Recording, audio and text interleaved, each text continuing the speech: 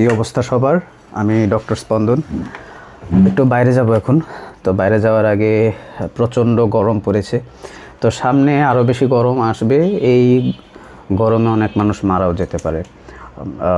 ইতিহাস এটাই বলে প্রতি 140 বছর পর পর এরকম একটা গরমের ইফেক্ট যায়, যেটাকে বলে এল নিনো।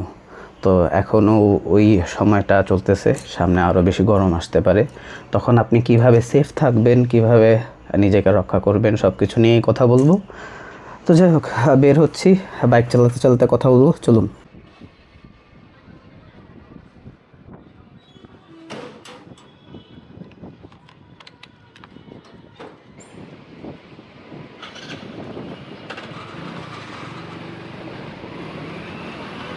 রওনা দিচ্ছি আমি, একটু যাচ্ছি মহাখালীর দিকে, ঢাকার দিকে একটু কাজ আছে।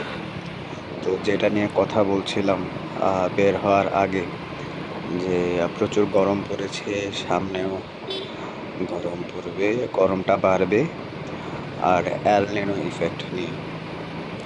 তো যাই হোক, আমরা বলি তাহলে এল নিনো ইফেক্টটা কি, তাহলে আপনারা বুঝতে পারবেন, এবং এই ইফেক্টে কিভাবে মানুষ মারা যেতে পারে, আর করণীয় কি, সবচেয়ে ইম্পর্টেন্ট জিনিস, যে করণীয় কি, আমাদের কি করা উচিত সবাইকে।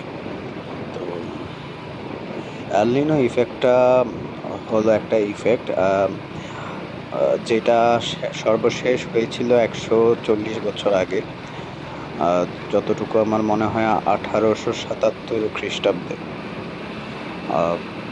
এই এল নিনো, ওই তখনকার যে এল নিনোটা হয়েছিল এটাকে বলতো সুপার এল নিনো, মানে ওই ইফেক্টটার নাম ছিল সুপার এল নিনো।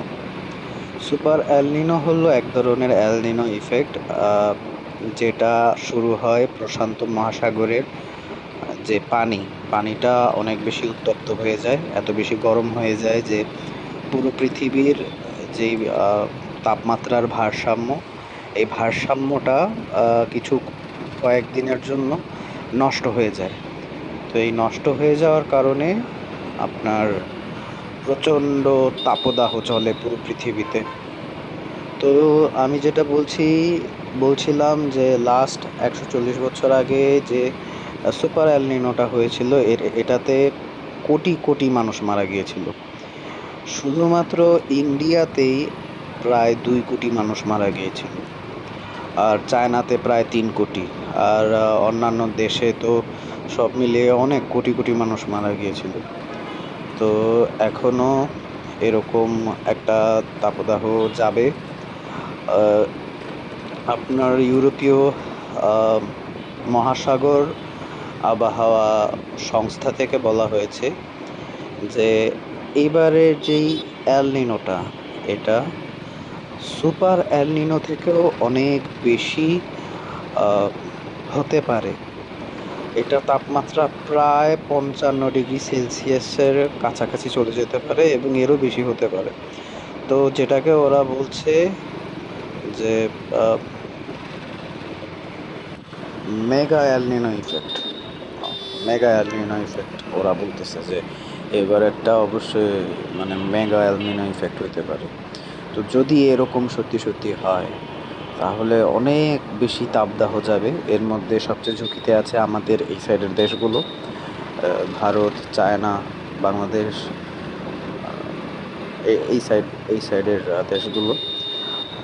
তবে বিভিন্ন নিউজ চ্যানেলে দেখাচ্ছে যে বাংলাদেশে নাকি ওই পরিমাণ হবে না, এই সেই। যাই হোক, এখন আমরা হোক আর না হোক, আমাদের জানতে হবে যে এটাতে কি করতে হবে, আর এটা থেকে আপনার রক্ষা পাওয়ার জন্য করণীয় কি। তো প্রথমে বলি যে এত মানুষ কেন মারা গিয়েছিল, বা সামনেও যদি এল নিনো ইফেক্টের তীব্রতা আসে তাহলে মানুষ কেন মারা যাবে। মানুষ মারা যাবে হিট স্ট্রোকে। তো এই হিট স্ট্রোকটা যদি হয়, আপনার সামনে কারো যদি হিট স্ট্রোক হয়, তাহলে আপনার করণীয় কী। আপনার সামনে কারো হিট স্ট্রোক হলো একটা মানুষের, তো আপনার প্রথম করণীয় হলো তাকে সাথে সাথে কোনো ঠান্ডা রুমে নিয়ে যাওয়া, যেখানে এসি আছে বা ফ্যান চলতেছে, এরকম একটা রুমে নিয়ে যাওয়া। আর যদি সম্ভব না হয়, আশেপাশে এরকম কোনো রুম না থাকে, আপনি ছায়াযুক্ত কোনো জায়গায় নিয়ে যাবেন, যেখানে গাছের ছায়া আছে বা কোনো শেড আছে। এরকম জায়গায় নিয়ে যাবেন যেখানে রোদের তাপটা কম। এরপরে আপনার করণীয় হলো যতটুকু পারেন তার শরীরের যে কাপড় চোপড় এগুলো খুলে ফেলেন, এবং খুলে তাকে এরকম একটা পজিশনে শুইয়ে দিন, যেই পজিশনে আপনার মাথার নিচে একটু আহ, বালিশ বা কোনো কিছু যাতে রাখা যায়, রেখে একটু মাথাটাকে এলিভেটেড পজিশনে, হালকা একটু উপর পজিশনে রেখে সেই পজিশনে তাকে শুইয়ে দিন। এই পজিশনে শুইয়ে দেওয়ার পরে আপনার প্রথম কাজ, যেখান থেকে পারেন আপনি ঠান্ডা পানি জোগাড় করে তার শরীরে ঠান্ডা পানি ঢালতে থাকেন। যদি ঠান্ডা পানি ঢালার ঠান্ডা পানির যদি অভাব হয়, মানে পর্যাপ্ত পরিমাণ ঠান্ডা পানি ম্যানেজ করা সম্ভব না হয়, তাহলে তার শরীরের যে কাপড় চোপড় আপনি খুলে দিয়েছেন সেই কাপড় চোপড়গুলোকে ভিজিয়ে তার গলা, বগল, পা, শরীর মুছতে থাকুন। আমাদের ফার্স্ট টার্গেট হলো তার শরীরের তাপমাত্রাটাকে কন্ট্রোল করা। একটা মানুষ যে হিটস্ট্রোক করছে, তার শরীরে অবশ্যই হিট আছে, এই হিটটাকে কন্ট্রোল করা আমাদের ফার্স্ট কাজ। তো এভাবে মুছতে থাকুন। এখন বলি, এই মোছার মধ্যে যদি পেশেন্ট আনকনশিয়াস থাকে, আনকনশিয়াস বলতে অজ্ঞান থাকে, তাহলে তাকে ভুলেও কোনো পানি, কোনো কিছু খাওয়াবেন না। কারণ যদি খাওয়ান আনকনশিয়াস অবস্থায়, অজ্ঞান অবস্থায়, দেখা যাচ্ছে পানিটা বা খাবারটা আপনার গলা দিয়ে নামলো না, সেটা ফুসফুসে চলে গেল, বা কোনো কিছু হলো, রোগীটার সাথে সাথে মারা যেতে পারে। তো এটা অনেক বড় একটা রিস্কি জিনিস। আপনি ভুললেও একটা অজ্ঞান পেশেন্টকে বা আনকনশিয়াস পেশেন্টকে কোনো কিছু খাওয়াবেন না। এখন বলি, যদি পেশেন্ট কনশিয়াস থাকে, হিটস্ট্রোক হলো, সে একটু পরে জ্ঞানে ফিরলো, তার জ্ঞান আছে, তো তাকে যখন শরীর মুছিয়ে দিবেন, শরীরে ঠান্ডা জল ঢালতে থাকবেন, ঠান্ডা পানি ঢালতে থাকবেন। এরপরে যখন একটু তার ভালো লাগবে, সাথে সাথে আপনি তাকে ঠান্ডা পানি আর নর্মাল পানি মিলিয়ে খাইয়ে দিন। যদি সম্ভব হয় ওআরএস, স্যালাইন, ডাবের পানি খাওয়াইতে থাকুন। কিন্তু ভুলে আপনি ক্যাফেইন জাতীয় কোনো কিছু খাওয়াবেন না। চা, কফি, কোল্ড ড্রিঙ্কস, এরকম গরমের সময় আমাদের হিটস্ট্রোক ছাড়াও নর্মাল মানুষদের খুব ইচ্ছা হয় যে একটু কোল্ড ড্রিঙ্কস খাই। এরকম ইফেক্ট চলাকালীন ভুলেও কেউ কখনো কোল্ড ড্রিঙ্কস, চা, কফি খাবেন না। এখন আসি হিটস্ট্রোক পেশেন্টকে, যে কনসিয়াস আছে, জ্ঞানে আছে, তাকে ঠান্ডা পানি না, ঠান্ডা পানি আর নর্মাল পানি মিলিয়ে খাওয়া, ডাবের জল, ওআরএস, স্যালাইন খাওয়াইতে থাকেন। এরপর যখন উনি হালকা একটু রিহাইড্রেট হবে, তার শরীরের ইলেকট্রোলাইট ব্যালেন্সটা একটু নর্মাল হবে, তাকে সাথে সাথে হসপিটালাইজ করুন। এখন আসি অজ্ঞান পেশেন্টের করণীয় অতটুকুই যে আপনি তাকে এক পাশ ফিরিয়ে রিকভারি পজিশনে শুইয়ে ঠান্ডা জল ঢালতে থাকুন এবং গা মোছাতে থাকুন। আমি ছবি দিয়ে দিব, যেখানে রিকভারি পজিশনে কীভাবে শোয়াতে হয় এরকম একটা ছবি দিয়ে দিব। তো এই পজিশনটাকে বলে রিকভারি পজিশন। এই পজিশনে শুইয়ে তারপর তার শরীরে বারবার ঠান্ডা জল ঢালতে থাকুন, শরীর মুছে দিতে থাকুন, গা, গলা, বগল, পা, সারা শরীর মুছতে থাকুন যতক্ষণ পর্যন্ত আপনার অ্যাম্বুলেন্স না আসে, ততক্ষণ। আর যেটা আবারও বলছি, যে একটা অজ্ঞান পেশেন্টকে ভুলেও কোনো কিছু খাওয়াবেন না, আদারওয়াইজ পেশেন্ট মারা যাবে। তো এটা আছে, এখন পর্যন্ত যা বলেছি এগুলো হলো আপনার সামনে যদি কেউ হিটস্ট্রোক করে তাহলে করণীয়। এখন আমাদের করণীয় কি? আমাদের করণীয় হলো, এরকম হিটস্ট্রোকের যে ইফেক্ট যখন চলতে থাকবে, এল নিনো ইফেক্ট চলতে থাকবে, আমাদের কোনো যদি কাজ না থাকে বাসার বাইরে, বা কোনো জায়গায় যাওয়ার পর যদি বাইরে কোনো কাজ না থাকে, আমরা ভুলেও বাসা থেকে বের হব না।